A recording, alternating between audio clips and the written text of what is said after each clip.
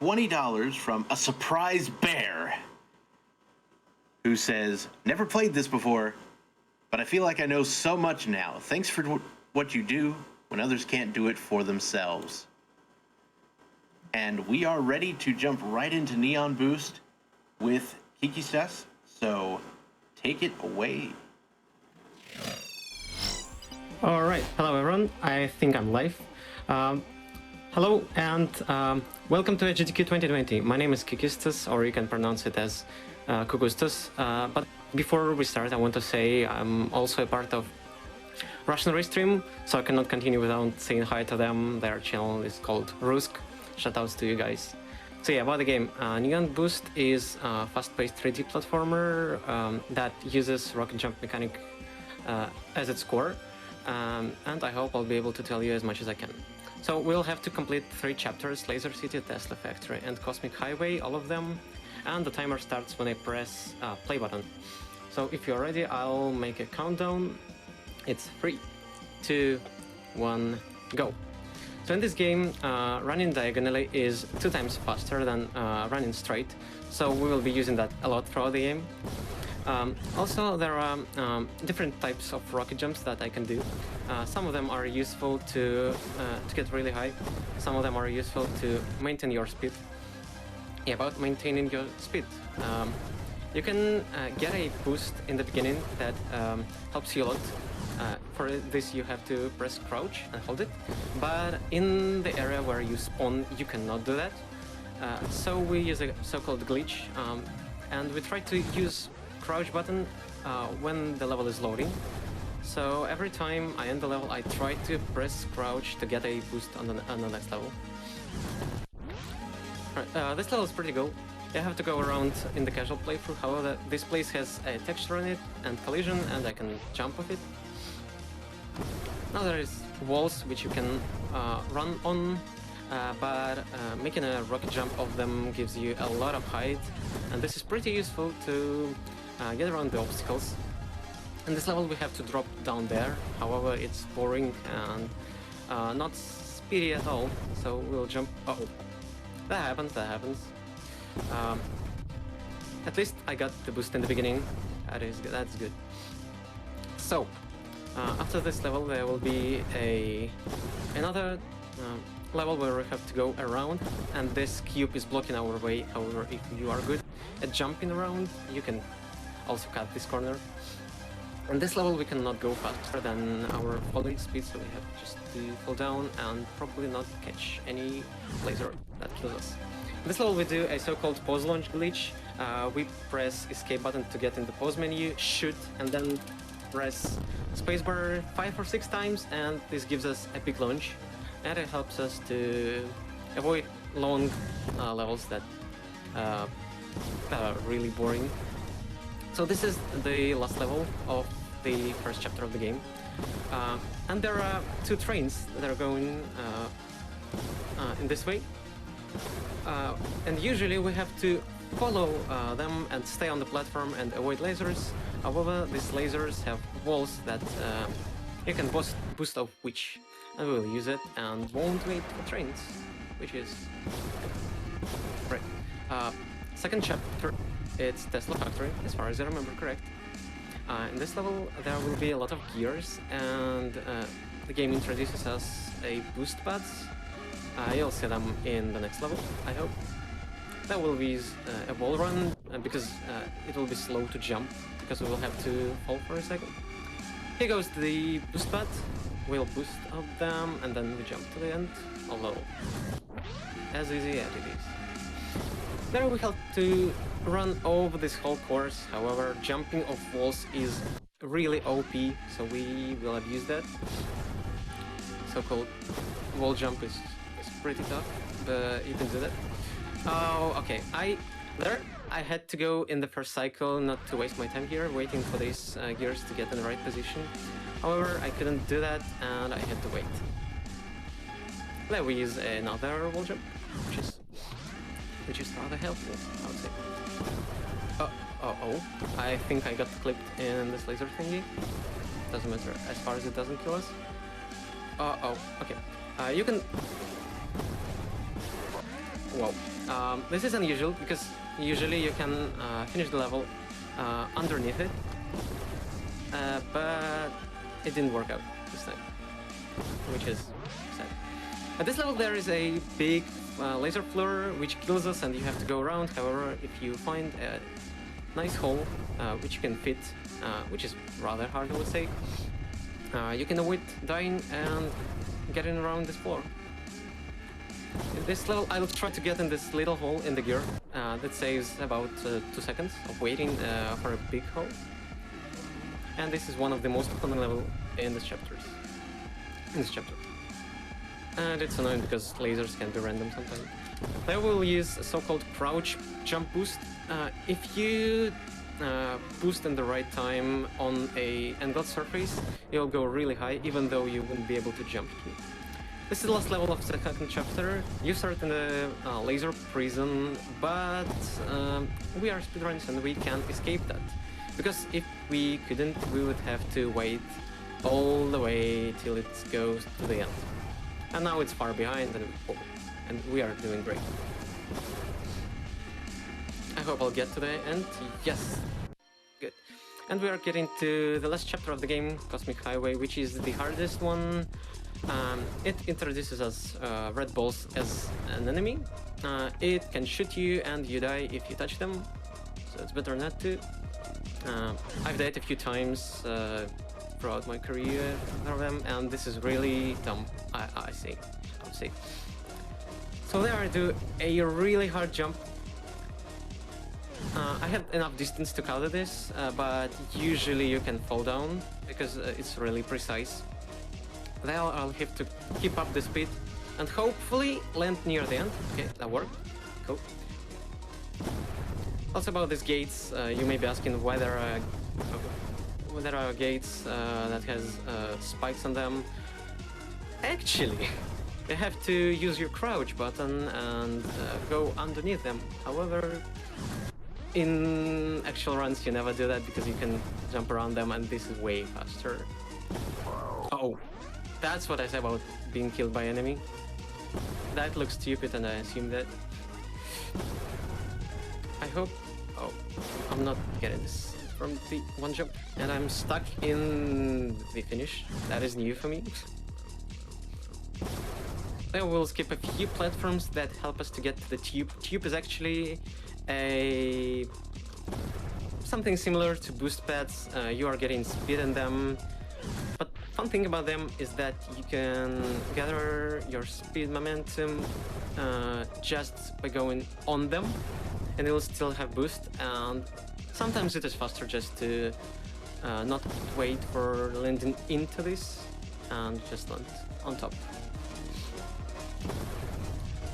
Okay, I tried to go for a really scary jump and I saw that I wouldn't make it, so I used a few platforms. At this level there are 2 floors of tracks. It doesn't matter where you are because the finish is on the level below. Oh, that is unfortunate, really unfortunate. Enemies are not kind to me today. So usually I try to stay on the upper floor for as long as I can because this is much more convenient to navigate there.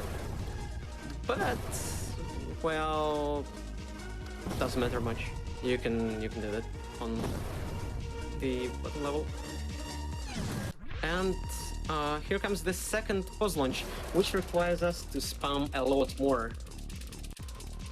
I hope that's it. That's it. And it's looking kinda good. This is really precise one. Usually it breaks your records if you don't go for this. There you can also go down there and play your dropper thing and avoid spiky wheels. It's too slow, I think, and you just can't jump over it. Actually, there is a death trigger that kills you if you go to the side, but it doesn't kill you if you go over it. As I told you, the tube will give us enough boost to cover this area even though we are on top of it. And here comes the last level, actually the hardest one. Casually you have to wait for those red rockets or whatever to give you some kind of platforms for you to stand on, but we don't need them. And this is a scary jump because we also need here a rocket. But if you are good enough, you can skip it by getting a really good jumps. Also remember that they are going 2 times faster than each we should have, so it's not a problem. Again, skipping this red rocket or something, and we are getting closer to the end. Where is the last boss located? Boss can't do much. He shoots rockets at us, and this is a bit nervous to get over here, but I think we're good. And we're done. Time. Oh, that was fast. I think, even though you finish, boss sometimes kill you, and that's hilarious. Also, I want to say hi to devs. Developers of this game are really good people, and they are into speedruns, and they also sit in our Discord and help us sometimes. So huge shout out to them. And also, this run would be possible without Neon Boost community. You can join it through Discord, or even buy a game, take a game on Steam because it's free. And also, I'm really honored to be the first Russian runner on GDQ. Thank you so much. Hope you enjoyed it. Yeah, we the time on stream was a 9:30 there, or 9:29.8.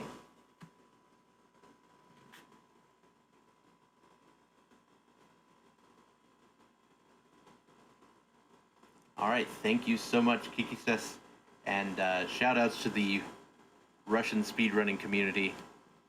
Nice to see you guys represent, all of you, sorry, represented here on stream, here at the GDQ event.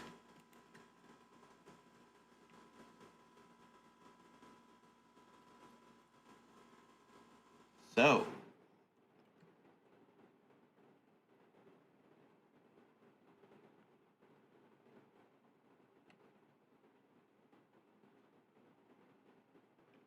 yes. All right, so real quick, I wanted to read one thing from Yoinker's wife. Got $20. It just says, "Hi, Dr. Bob." I'm saying that because I'm going to be wrapping up my host session here. We'll be going to a Twitch ad, and when we come back, you'll be joined by Yo BGS. So we'll see you then.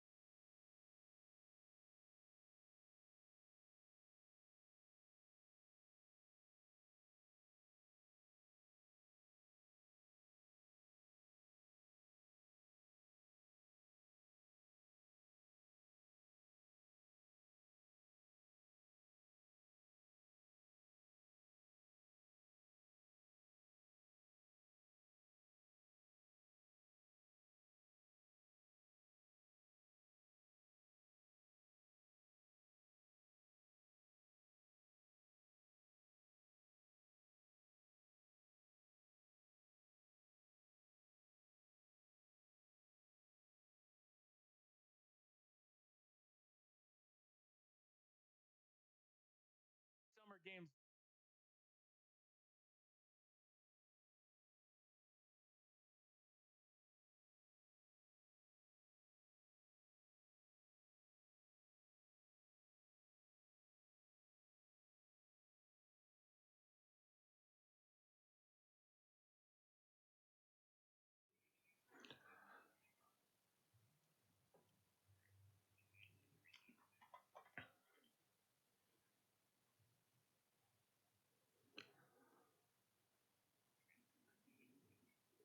All right, what is up, everybody? Yo, BGS here, and I'll be your host for the next few runs of Summer Games Done Quick Online 2020, powered by Twitch. And we're going to go over to an interview now with Swordsman Kirby and Yellow Killer B. Swordsman Kirby going to be running Virtual Boy Wario Land here in just a little bit.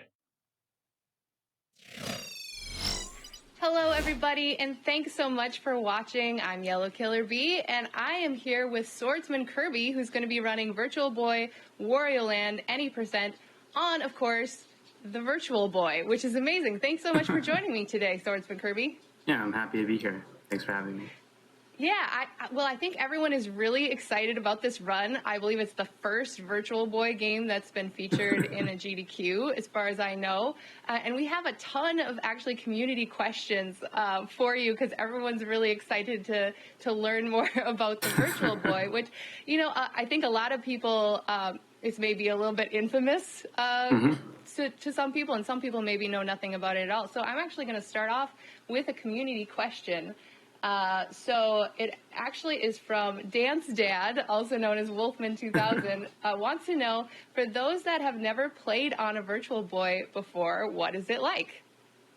Yeah, so you might have seen like videos of it where it's like there's like a red LED that's like flashing through this sort of bulky headpiece. It's kind of like Nintendo's first attempt at VR back in like the mid-90s.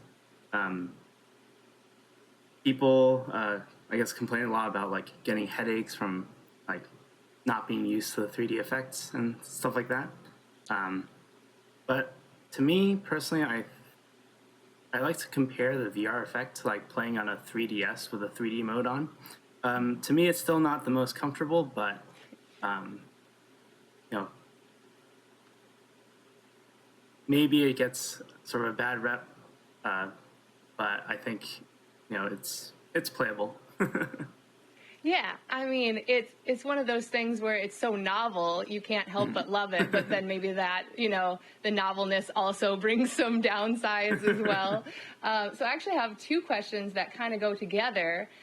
One is from Nick, who says, how can you play the Virtual Boy for long periods of time without straining your eyes and neck? But then also, Thomas Stodchill asks, how are you capturing the Virtual Boy? So I think those two questions maybe go together a little bit. Yeah, so about 2 years ago, someone named Furtek came up with a mod called the Virtual Tap, which is something you install into the Virtual Boy that allows you to, you know, play the Virtual Boy on your monitor, so you don't have to look through the eyepiece, and you're also able to stream the console at the same time. And you were telling me that before that came out, people were kind of using some homebrew solutions. Yeah, so the way that I first got introduced to Virtual Boy Wario Land was a speedrunner by the name of Controllerhead, and he had this really cool setup where he pointed a camcorder into the eyepiece for the Virtual Boy, and it seemed to work pretty well, but not exactly the most perfect or convenient solution. Exactly. But, you know, that's one of the endearing things about the speedrunning community. It's like, if they're going to make it work. If they want to stream a Virtual Boy game, they're going to make it work. Well, let's talk about Wario Land in particular. We have EJ or NG who wants to know, is Wario the most underrated character of all time? Yeah, I think so. I think he's lived in Mario's shadow for very much his entire video game career. Far too long. But seriously, like, what is it about Wario Land for the Virtual Boy that makes it different from the other Wario Land games? Yeah, so Virtual Boy Wario Land was released like in between Wario Land 1 and 2, the two Game Boy titles with, especially Wario Land 1, I would say a very, very typical like sort of Game Boy physics engine. On the other hand, Virtual Boy Warrior Land I think is like really, really fast and smooth movement that I just really wasn't expecting as someone who played the Game Boy Warrior Land games as a kid.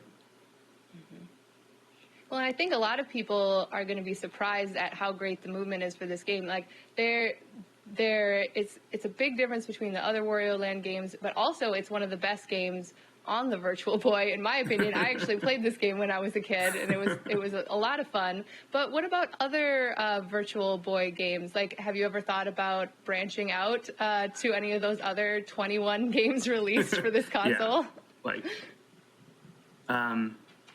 I thought about it a little bit, but it was sort of, I don't really consider myself as like a huge Virtual Boy enthusiast. For me, this entire like getting a Virtual Boy and getting the capture set up was specifically just to play Virtual Boy Wario Land. But some games that people have high praise for on the Virtual Boy library include stuff like Jack Bros, which is I think like a Shin Megami Tensei game, and like Tolero Boxer. You can think of it maybe as like Wii boxing 12 years earlier or something like that.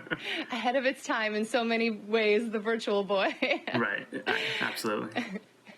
Well, that is commitment to Wario Land, to get everything set up just so that you can play this game and bring it to GDQ. So we really appreciate that, and I really appreciate you taking the time to sit down with me today. Thank you so much for being here with me, Swordsman Kirby. Yeah, my pleasure. Thank you. So you guys can look forward to Swordsman Kirby's Virtual Boy Wario Land run coming up in like 20 minutes, so make sure to stick around for that. Coming up next, we are only one step away from One Step from Eden, so make sure to stick around.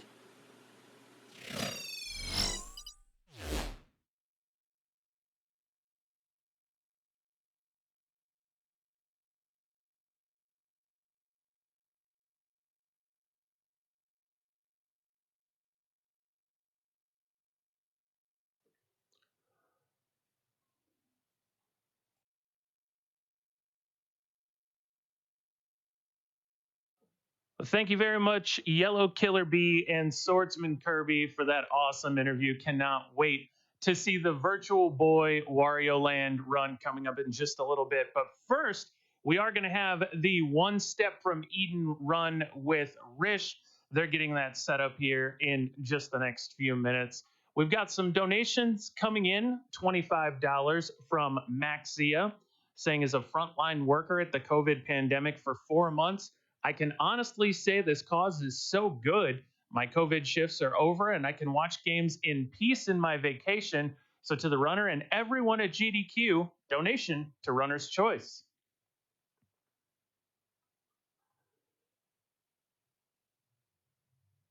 There's a $10 donation from Cyberbot X saying just a small donation while I'm at work. Looking forward to seeing the Virtual Boy run coming up later. Putting this towards getting the Resident Evil 3 remake on the schedule. And on that note, if we want to see Resident Evil 3, the remake, and why wouldn't we? We're going to need to donate, and we've still got a ways to go on that. We're over 16,000 of what is an $80,000 goal. So no time better than the present to get those donations in if we want to see the Resident Evil 3 remake.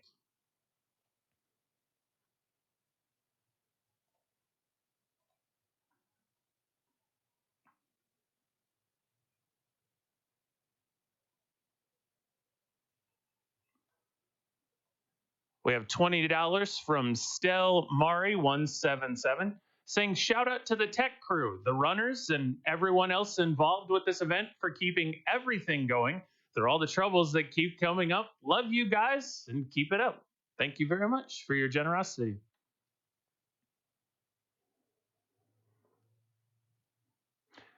And we have $5 from Julian saying good luck with the